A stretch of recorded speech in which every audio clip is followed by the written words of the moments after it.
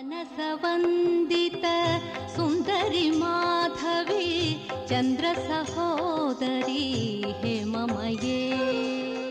మహాలక్ష్మి దర్శనం సకల శుభదాయకం, సర్వ సంప్రదాయకం. మహాలక్ష్మి అమ్మవారి దివ్య ఆశీస్సులుంటే చాలు, మన ఇంట సంతోష సిరుల పంట కురుస్తుంది. శుక్రవారం మహాలక్ష్మి దర్శనం విశేష ఫలితాన్నిస్తుంది. నేటి భక్తి సమాచారంలో హైదరాబాద్ శ్రీ విజయలక్ష్మి ఆలయ విశేషాలు తెలుసుకుందాం.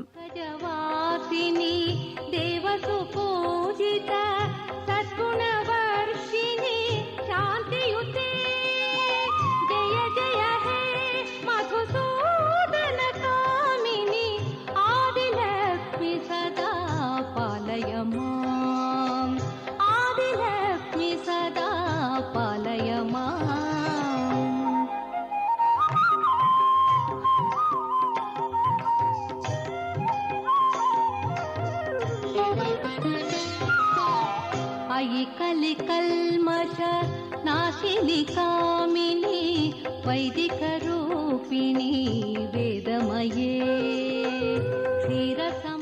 హైదరాబాద్ మహానగరం ఈఎస్ఐ ప్రాంతంలో ఈ ఆలయం నెలకొని ఉన్నది.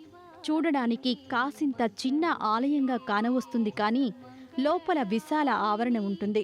ఆవరణలో అడుగు పెట్టగానే అమ్మవారి సన్నిధి 1994లో చినజియర్ స్వామివారి కరకమలములచే ప్రతిష్ఠ కావింపజేశారు. ఈ ప్రాంతంలో వైద్యాలయాలు ఎక్కువగా ఉన్నందున సర్వే జన సుఖినో భవంతు, అందరూ ఆయురారోగ్యాలతో ఉండాలనే సదుద్దేశంతో ఈ ఆలయం నిర్మింపజేసి అమ్మవారి విగ్రహాన్ని ప్రతిష్ఠ చేశారు.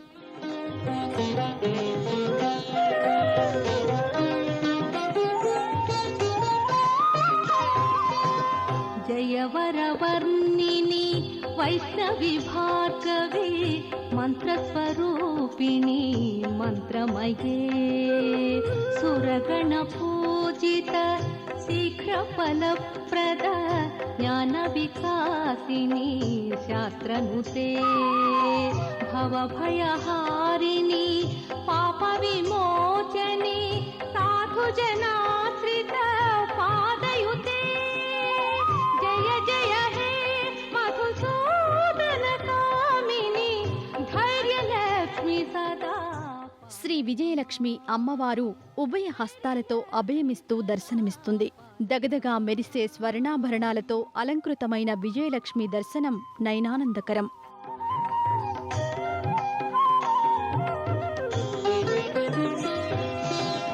జయ జయ దుర్గతి నాశిని కామిని సర్వఫలప్రద శాస్త్రమయే. రథ గజ తురగ పదాది సమావృత పరిజన మండిత లోకనుతే. హరిహర బ్రహ్మ సుపూజిత సేవిత తాప నివారిణి పాదయుతే. జయ జయ హే మధుసూదన కామిని గజలక్ష్మి రూపేణ పాలయమా. అమ్మా, అలాంటి వాళ్ళది నిజమైన ప్రేమ కాదు, అది వ్యామోహం.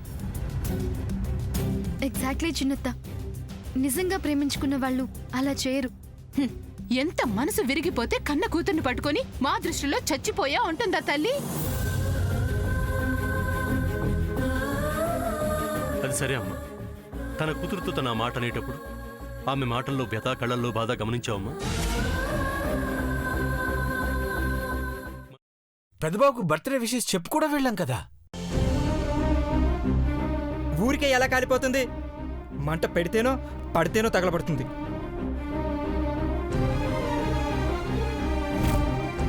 కరెక్ట్ చిన్నబాబు, నీకొచ్చినట్టే నాకు డౌట్ వచ్చింది. పార్వతే షర్టును తగలబెట్టిందనుకుంటా.